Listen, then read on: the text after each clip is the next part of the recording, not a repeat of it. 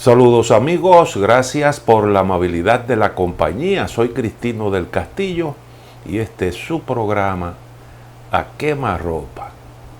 En la política de Estados Unidos, como en cualquier parte del mundo, siempre ha habido trapisondas, siempre ha habido golpes bajos, siempre se han utilizado las malas artes.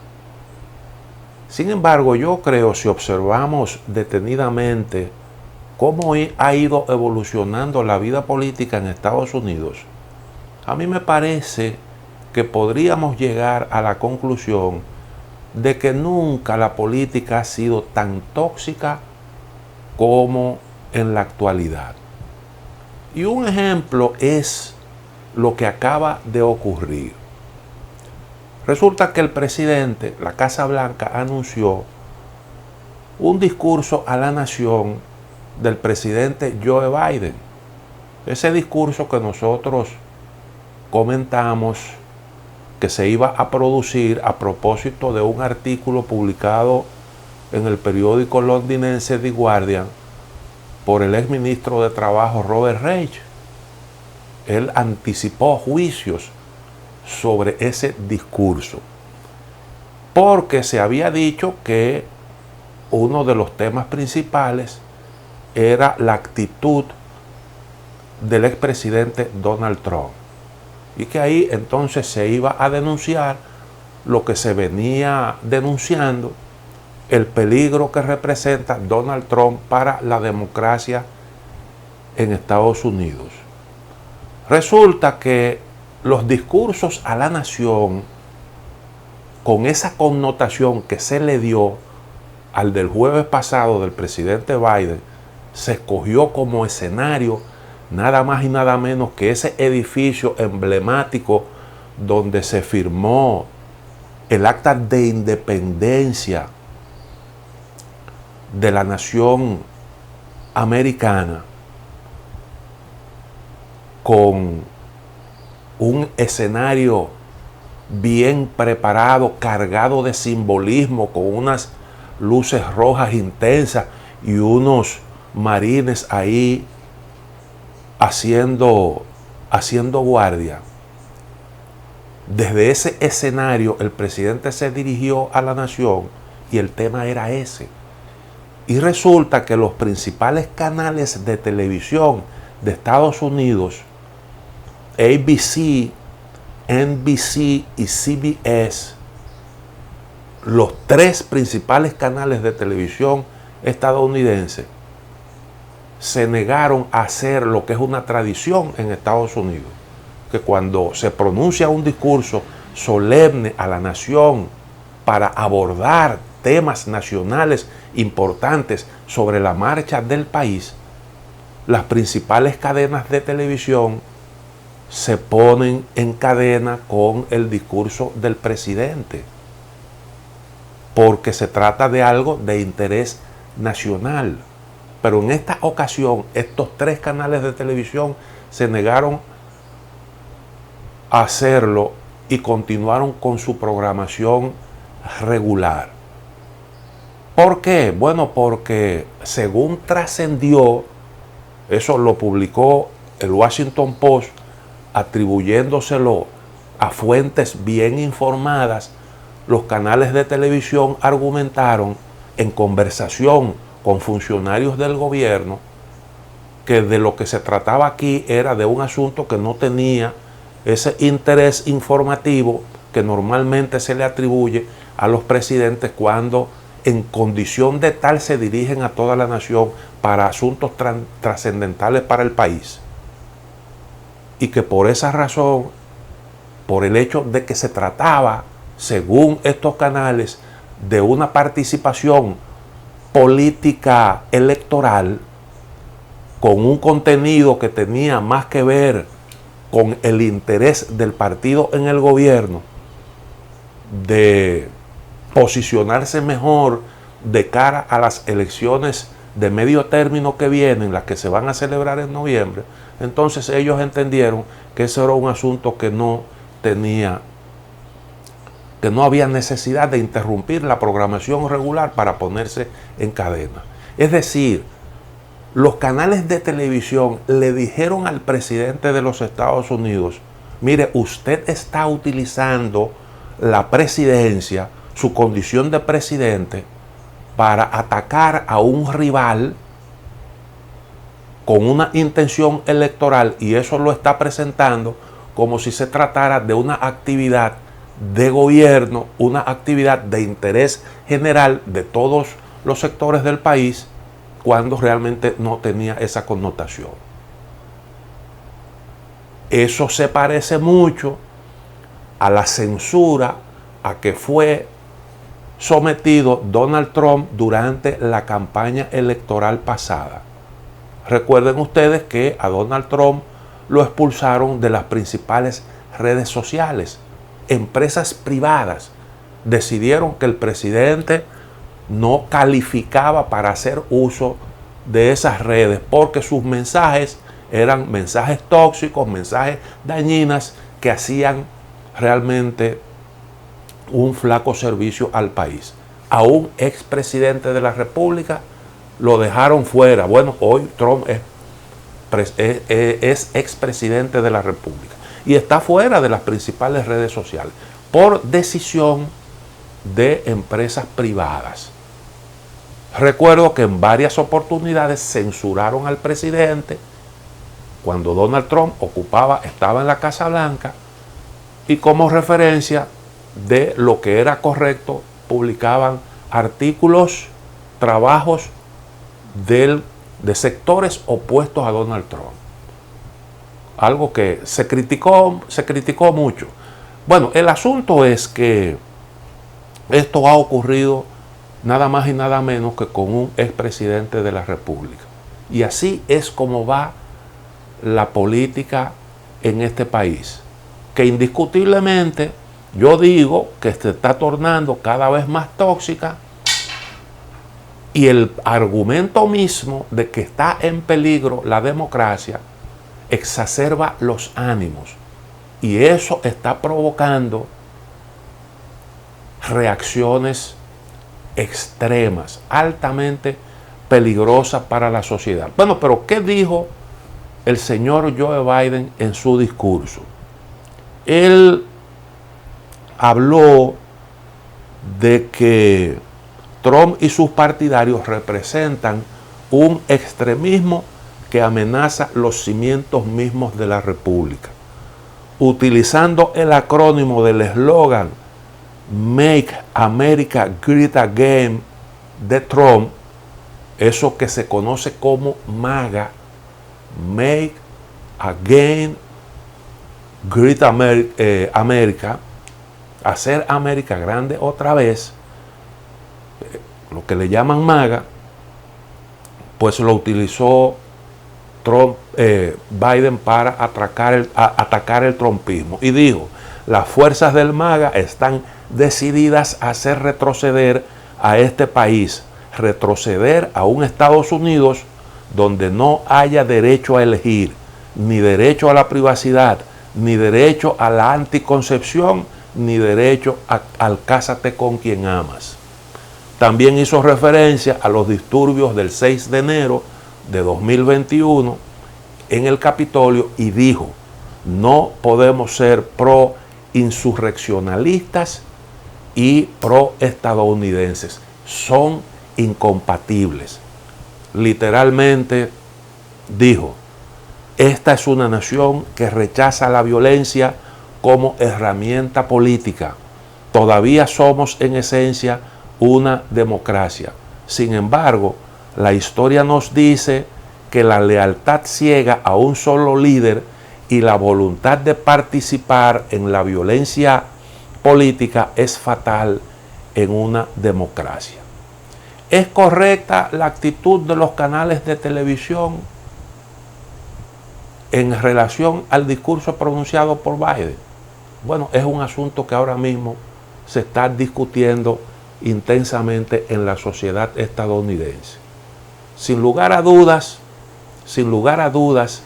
hay razones para sentirse preocupados por la forma de Donald Trump de manejarse políticamente. Él escogió, como le llaman algunos, la incorrección política para hacerse el gracioso.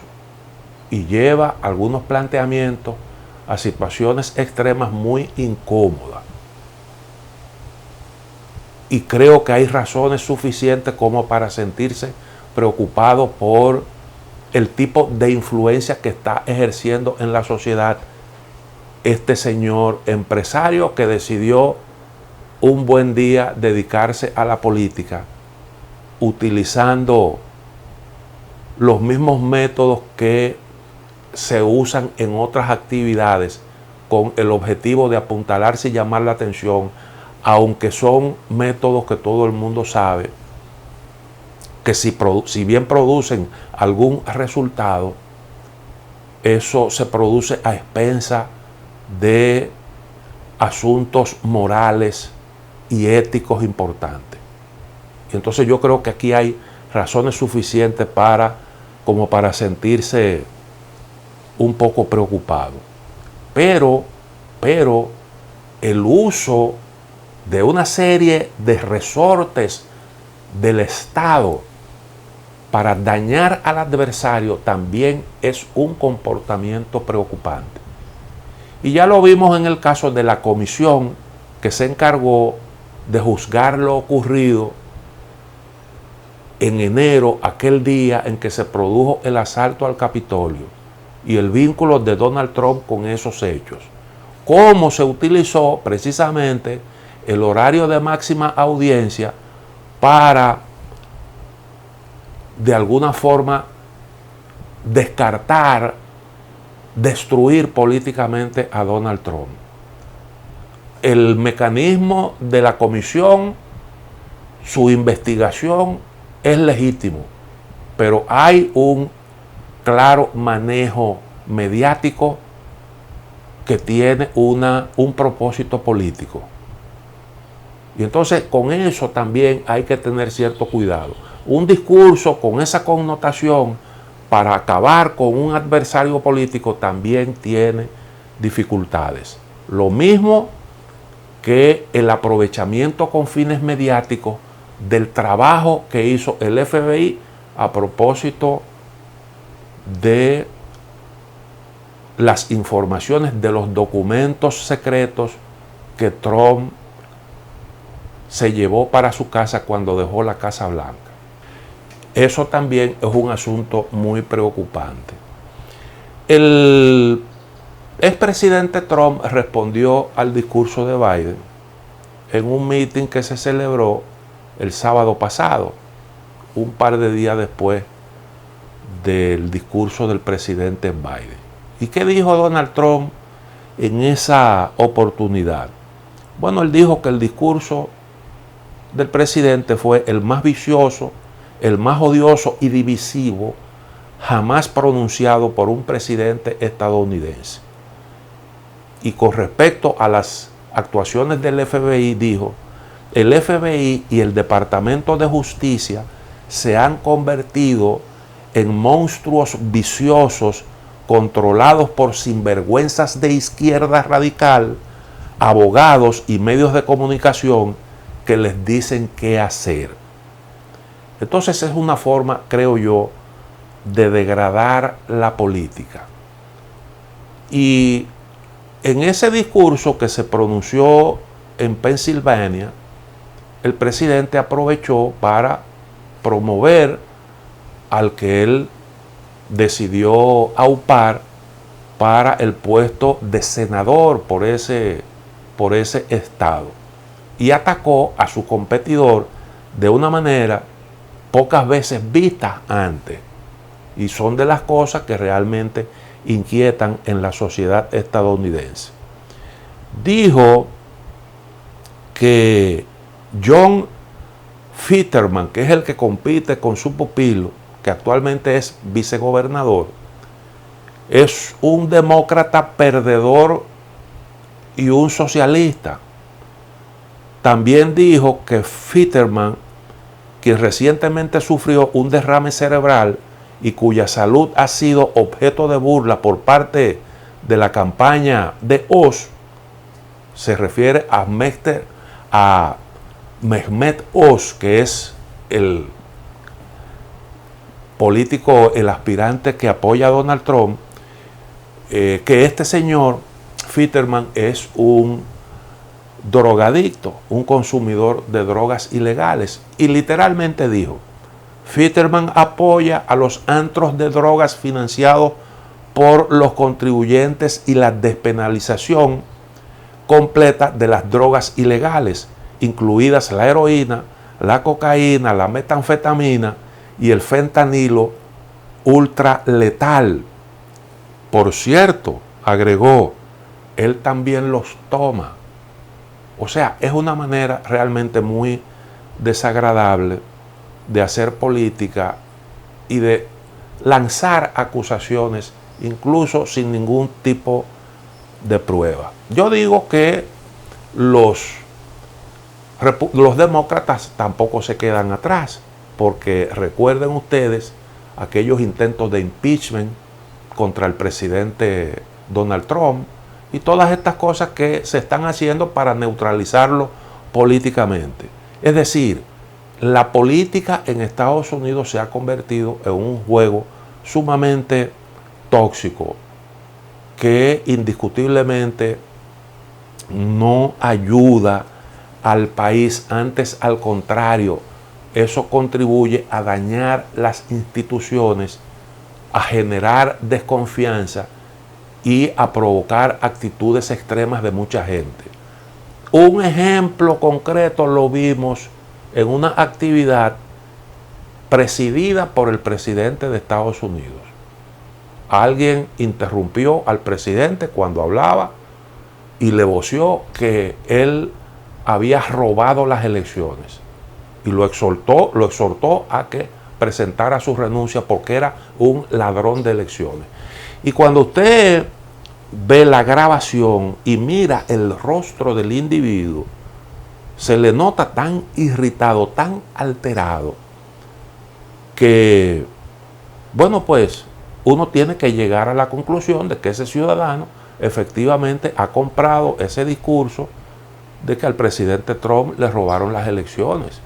Y él está indignado hasta el punto de que es capaz de protagonizar algo semejante. Y yo creo que esa actitud, el hecho de que alguien haya comprado lo que no tiene absolutamente ninguna prueba, porque yo he tratado de entender todo eso que se dice con respecto a las elecciones que perdió Trump, buscando a ver si tiene algún sentido lo que se dice de que a Trump le robaron las elecciones. Y honestamente no he podido encontrar nada que sustente ese punto de vista. El presidente Trump, que siempre se quejó, denunció fraude, pues no ha podido demostrar nada. A pesar de que hubo, producto de la pandemia, decisiones que pudieran parecer polémicas. Por ejemplo, eso de tú flexibilizar las normas para el ejercicio del voto por correo. Eso cambió las reglas de juego y un montón de gente votó por correo. Donald Trump entendía que eso no le convenía, siempre se mostró en contra, pero no pudo frenar eso. Eso puede que resulte polémico, pero yo no he visto ninguna prueba de que eso efectivamente afectó la candidatura de Trump. Pero se manejó en campaña.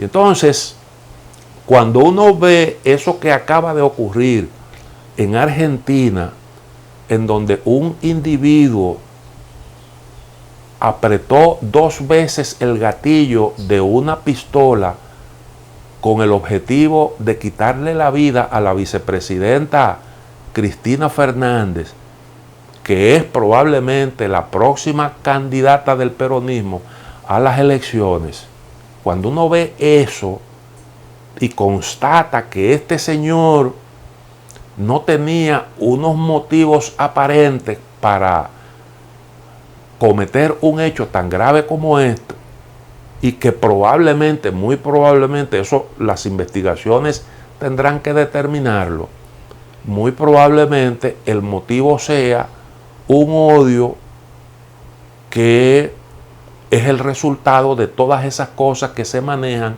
por las redes sociales. Este señor tiene un tatuaje en un codo que se dice que es un símbolo del nazismo, consume todas esas informaciones que se difunden a través de portales de internet de grupos ultra radicales de derecha que promueven teorías de la conspiración y todas esas cosas que ya uno está acostumbrado a leer y escuchar. Pues este señor aparentemente, reitero, las investigaciones se encargarán de establecerlo, movido por eso se lanzó a esta aventura y atentó contra la vida de la señora Cristina Fernández. Pero ¿qué dicen los detractores de Cristina y qué dicen los que la apoyan? Bueno, los detractores dicen que de lo que se trata es de una especie de conspiración armada por el propio kirchnerismo. Y dicen que lo que hubo fue un milagro peronista que salvó a Cristina. Con eso lo que se está sugiriendo es que se trató de un atentado planificado por el propio kirchnerismo para, de alguna forma, apuntalar políticamente a esta señora y ayudarla en un proceso de corrupción que está en marcha en su contra.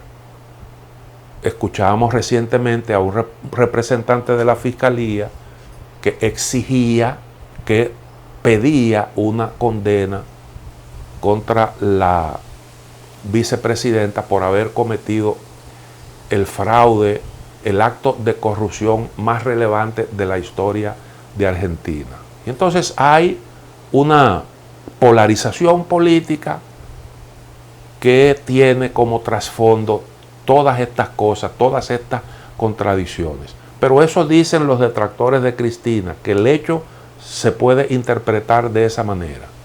Pero los defensores de la vicepresidenta argentina dicen que es un hecho más, un esfuerzo que se adiciona, en este caso, bueno, pues lo que se trata es de eliminar físicamente a la vicepresidenta, que no se pudo hacer políticamente mediante las acusaciones de corrupción. Y así es como están planteadas las cosas. Cada quien cree lo que le da la gana. Fíjense otro ejemplo que se puede poner.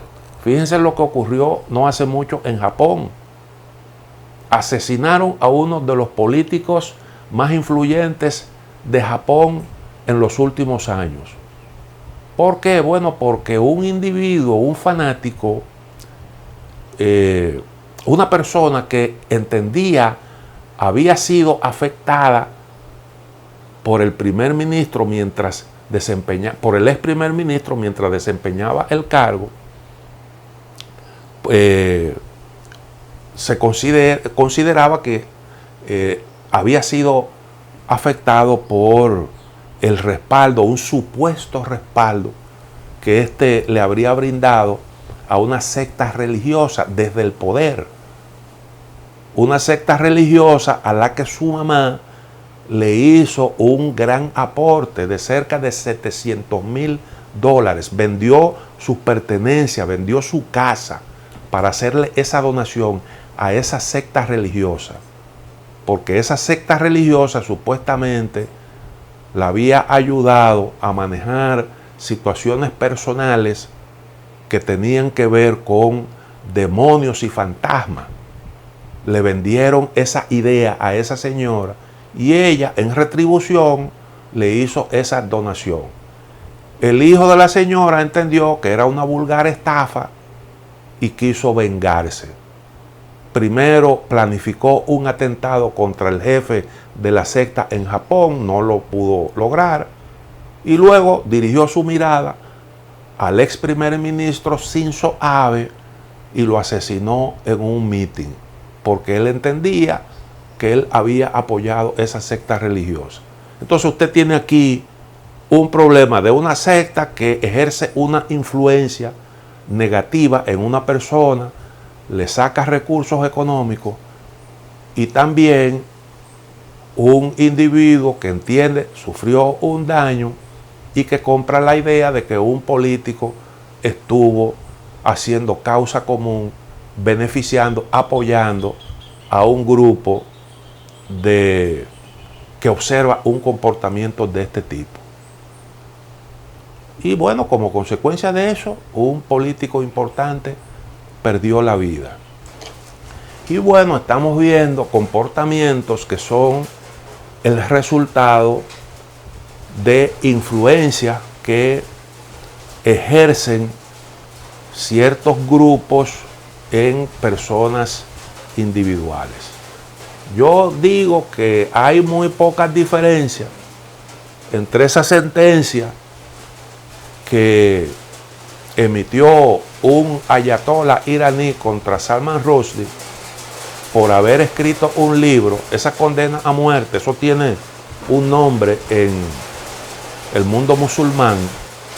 Hay pocas diferencias entre eso y el comportamiento de este fanático en Argentina. Me parece a mí que hay ahí un denominador común. Ahora, yo creo que de alguna forma Estados Unidos está siendo víctima de métodos, de recursos que se han utilizado en el extranjero con bastante éxito político.